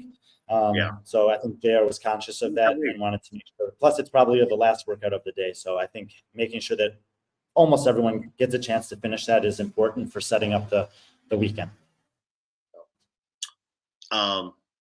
I like Seth in this one. I also like Luke Parker in this one. They're fairly decent runners. I think this is a running workout for me. I mean, that's almost 2 miles, or that's almost 8 times. That's over a mile of running. So it must be late there, huh? It is. Sorry. It is 2 miles of running. There's I mean, we saw, the thing is, we talked about prior to WFP that you don't see the yoke in competition too often. And the yoke was not, I mean, it hurt a couple athletes. The weights are very similar here. It hurt a couple athletes for sure, but there were athletes moving so easily with that. And think about 40 feet, the way they were moving the yoke is this, it's 10 feet more than it was on, or it's a similar distance. No, it's half the distance. It's half the distance that they had. I don't know why I'm drawing a blank on what the actual distance of the competition floor was at WFP. But either way, it's not a big distance to move the yoke relative to 90 seconds of running every time. And I 100% agree with you. The runners that are strong enough to move the yoke are going to crush this workout. It's pretty. And this is one that says Brooke Wells all over it. I mean, she's really good with the yoke. She's obviously one of the better running in the field. Her sister's better, but I think Brooke is better at the yoke than Sydney is. But so it'll be interesting to see. I actually don't know which one of them did better in that yoke carrying workout at the at WFP. But and also look for Caroline Stanley. Caroline Stanley's a very underrated runner. Erica Follo is Caroline Stanley's a very underrated runner. So same with Erica Follo, also very underrated. So keep an eye on those two. And then those are the ones I look at. And also Elizabeth Wishart, she's really good at running. She is, strength is definitely the weakness for her. I think she can still move this yoke and she can capitalize on the run. So I think this can be one of her better workouts. On the men's side, keep an eye on Quinn Robinson. Like I said, grunt work, running, pretty good at that, a bigger guy. So he might have a good showing here. Yeah, definitely. Event 4, medal march, 2-2-2-3 intervals, rest 1 minute between sets, 4-time 50 or 40 row pro double unders. So that's the row pro double under rope. 4 or 3 cut rope climbs, max distance in remaining time, dual kettlebell overhead walk and lunge. Continue until 240 feet completed. Kettlebells at 53 and 35. Yeah, interval style workout. I think there's 2-2-2-3 intervals. I mean, it's 8 years or 9 years now since they've introduced it at the games. And it seems like no matter how many people have tried to do interval style workouts, this version is one that everyone keeps coming back to. I've heard some people say that they think it's played out and they're sick of seeing this interval style. But I think from a showmanship perspective and competitive perspective, it's usually pretty good. There's a nuance of this workout that I don't know the answer to, and I don't think they've released all the details of this publicly, or if they have, I haven't been paying attention about it. But what happens with your kettlebells when you're done working is the question. Like, do you have to complete 240 feet, and is it a designated 240 feet? Meaning if I get 20 feet further than you and my kettlebells are in a different spot than you, that I have to run to a different spot in that round, in the next round. It's not exactly clear because I've seen this with handstand walking in the past. At Belgrade Games, they had a similar, and we had a big conversation about what was the right execution of that. Between Wilson, JR, Taylor, and Angela, I'm sure they've come up with a viable solution. But yeah, I mean, I would say this is another one that does lean towards JR here. He loves the cut rope, and he loves the midline stability under fatigue. Yeah. Really don't know. I think I kind of have to lean on athletes that have just overall just are fit. And I like Seth Stovall in this. I actually like Ty Jenkins and George Sterner in this type of workout. Some of the guys are a little bit lighter, really good with the rope. The cut rope won't be any big deal for them. The double unders won't either.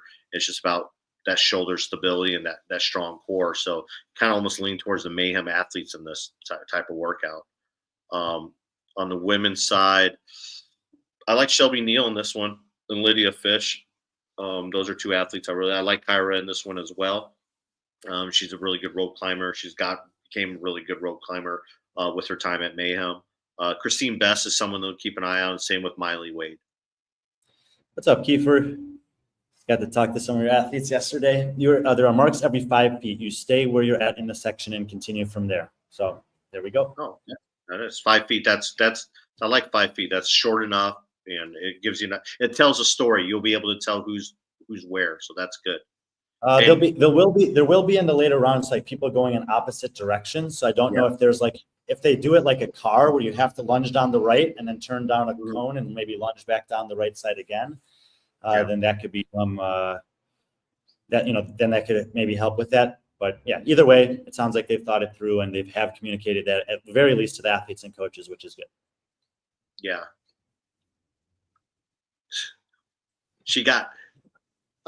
Of course, she was always good because of you. It just got better because they do more rope climb when she was there. So, yeah. Not questioning your coaching, Kiefer. You're obviously a great coach. Where was I saying?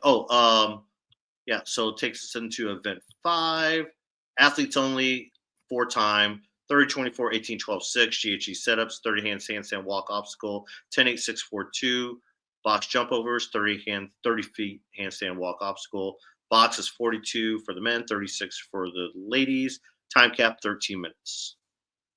The only thing that matters here is what is the handstand walk obstacle. I'm guessing that Kiefer knows what it is and might be able to mention it to us because the difficulty and complexity of handstand walking is something that JR has been at the forefront of pushing forward in his competitions. And depending on how hard this handstand walk obstacle is going to dictate the entire workout. It could either make it so that it's a race, if it's very simple and straightforward and everyone can do it. If it's complex, then it almost negates everything else.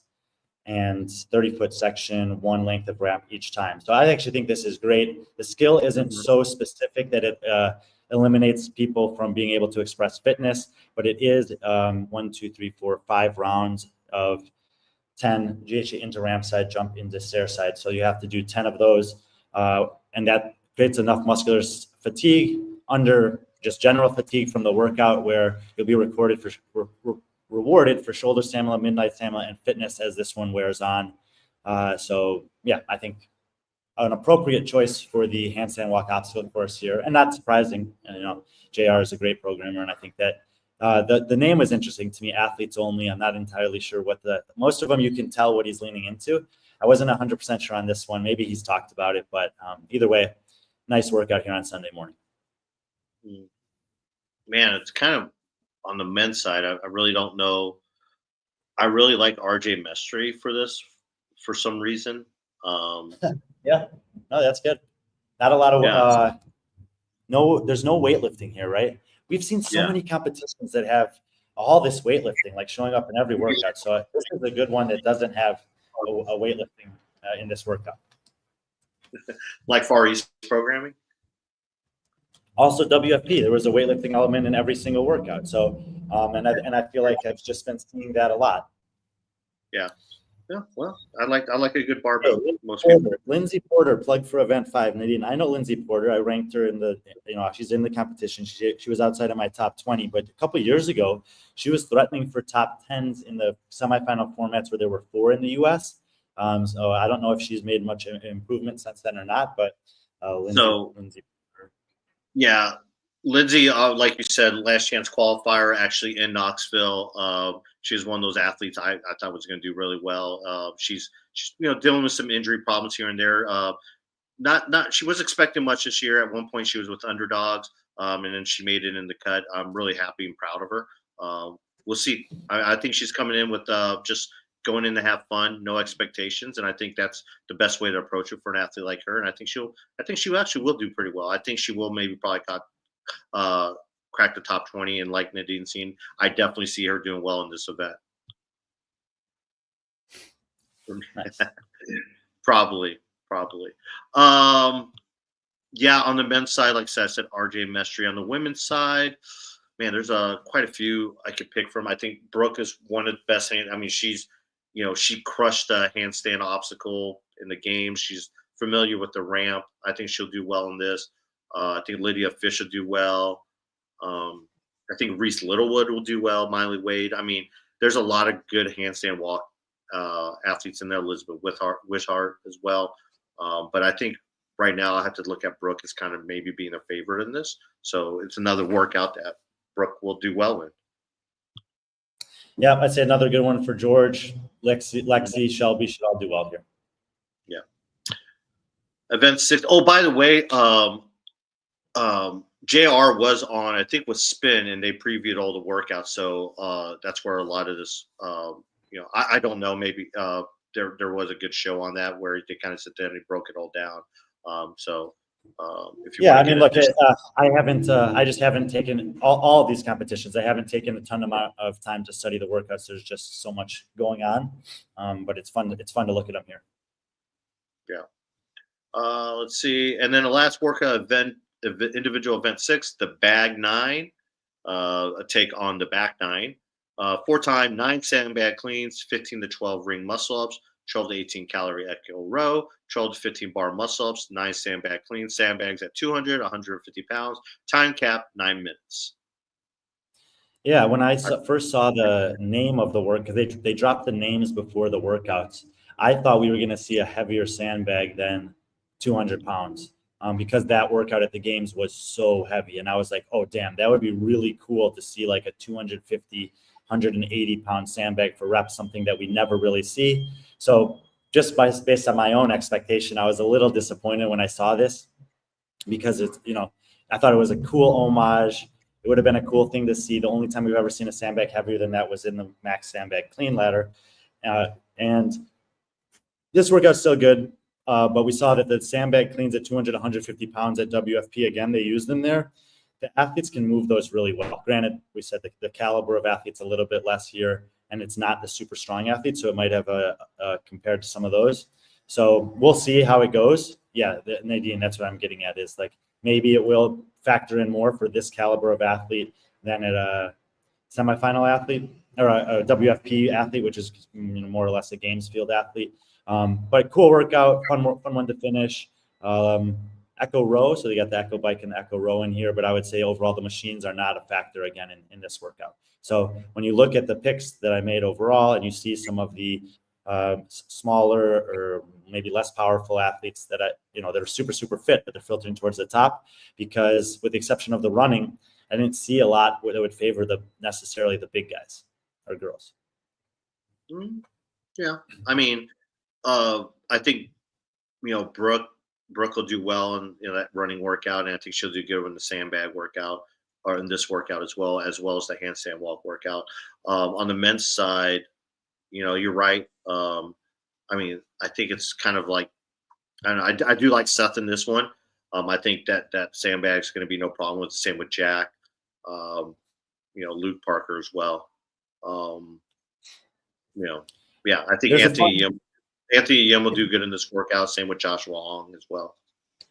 If you like really dissecting strategies of athletes in workouts. When it comes down to this final workout, and you'll see, obviously there'll be athletes at this point who are vying for those competitive spots, pay attention to what they decide to do on the rings. There's not a right answer to whether you should take a break on the rings or not if you can do the 15 or the 12 ring and bar muscle ups unbroken. Taking a break on each of those sets is okay to do and can actually still potentially yield a faster rate on the sandbag cleans at the end.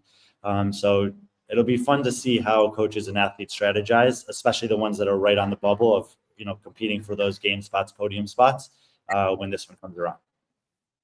I do like on the women's side. I actually like Kyra in this one as well. I know who was it? Lynn mentioned something about that as well. But I mean, I've liked these workouts, and again, I might be a little biased on this, but just seeing the workouts and knowing the type of athlete that Kyra is, and she's getting better, and how close she's been in so many things this year, whether it be the online semifinals or WFP semifinals. She's training full time in Nashville with an amazing crew there. I don't see. Yeah, I know you have her. I think seventh. Well, what did I say? I said that there was up to 8 women that could potentially take those top 2 spots, and I put Kyra 8th. And I would say that there's a chance that Kyra improves on that prediction for sure. It's kind of been a theme this show. It's been a theme this year, is that athletes who are selective about when and where they compete and how that ends up being beneficial for them or not compared to athletes who have been competing more frequently. So we're going to get a lot of answers to those questions this weekend. And for athletes like Erica Folo and Kyra Milligan, who have not been competing a lot, but we do see that potential in them, it's time to see whether they can execute on everything they've been preparing for. This workout, I mean, there will be some athletes who struggle in the rings that if they're in a contention for a spot, this could knock them out because of just really early on in the workouts. I know it doesn't seem like a lot, but 15, but there's women there that can probably go unbroken and still do well. So I don't know. This is one thing I see them. I want to see someone go touch and go with that bag. Mike says unbroken or die. So this is actually a super interesting point of conversation in this one as well, because I'm expecting this to be a tight competition, and I'm expecting there to be athletes that have to take a little bit of risk at the end here. Ring muscle ups and sandbag cleans are they're contentious when it comes to judging. So having a consistent execution of judging across the board in that final heat, especially in those middle lanes on those 2 movements, at WFP, they did not allow you to touch and go to sandbags. And still there were reps where it looked like hips might not have been open and they were kind of popping the bag off their shoulder. So I don't know actually in the sandbag clean if it's better to allow them to do touch and go and it's less likely to see no reps or not.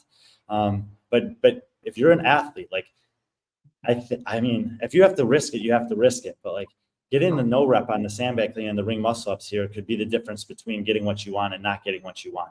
So be intentional with your movement, and hopefully that doesn't become an issue. Well, remember last year someone did risk it, Erica Folo, and she did go unbroken in the ring muscle ups and kind of obviously had that meltdown there at the end. I don't see that happening this year with her, but she's one of those athletes who it'll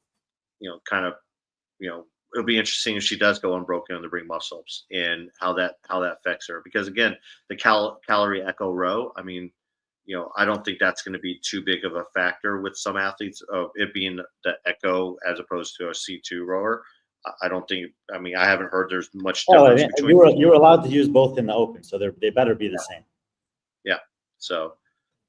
Yeah. So that's last little just nuance, because obviously we do have Torian this weekend, and Torian has a final that also has ring muscle ups, but they have 2 sets of ring muscle ups, and the men's and women's reps are the same for the ring muscle ups at Torian Pro. JR chose to have a small variance there with the women.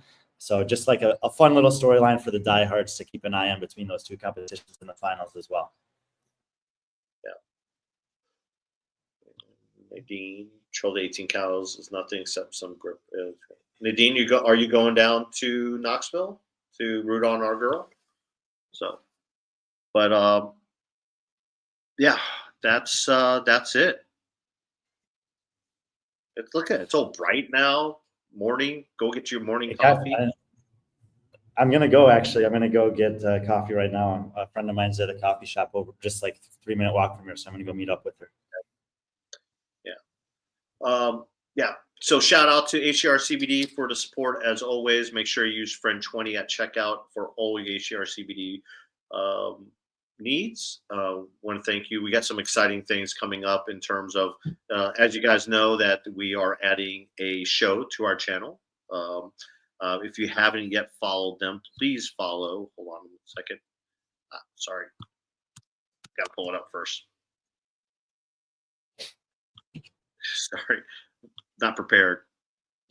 But if you guys did miss our, if you are like Ironically Fit and missed the Torian preview show, as is very common in the space right now, I've got some heat for it. That's okay. I'm developing a very thick, resilient skin to that, so that's great. And yeah, we did do a show last week, T-Bird, just on Torian Pro. You done? The first one that's happening chronologically. You're breaking up. Yeah. But anyways, yeah. Make sure go follow the in the box office. We're still trying to solidify a debut date. Probably looking at 2 weeks from now. But you know, Mesa and Kate, they wanted to do a podcast, and we said sure, why not? And yeah, if you haven't, go ahead and follow them. And it's going to be some fun stuff. The concept they throw out is going to be very, very different from what me and Brian do.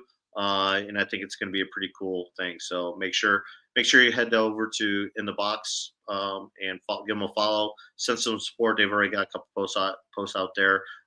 Really excited. These are two strong women, both physically and mentally, and very unique experiences when it comes to CrossFit. Yeah, it's going to be really cool. I'm really happy for both of them. I'm glad we're able to make that connection. They became really fast friends, and hopefully they become your friends, and you can share all this time with them. So make sure you give them a follow and pay attention for more news to follow on that. So, yeah. Ironically Fit, it will be on their YouTube channel. So it'll be a show. Right now looking at bi-weekly show, but hopefully eventually a weekly show with them. Looks like Brian is frozen, so I guess I'm going to end it here. Thanks everyone for joining us. Give us a like, subscribe if you haven't. I think everyone here is already. Oh, we got double Brian's. Shit. Okay, wait. All right. But anyways, yeah, Brian's got waking up. Gonna go get coffee. I'm gonna go to bed. It's late. I have an early morning. Pool boy. Thanks for throwing almost making Brian freak out there. Thank you for that. So, but everyone else, thank you very much for joining us. Thank you for letting us be a part of your day. Enjoy your day, and don't forget to be friendly, our friends.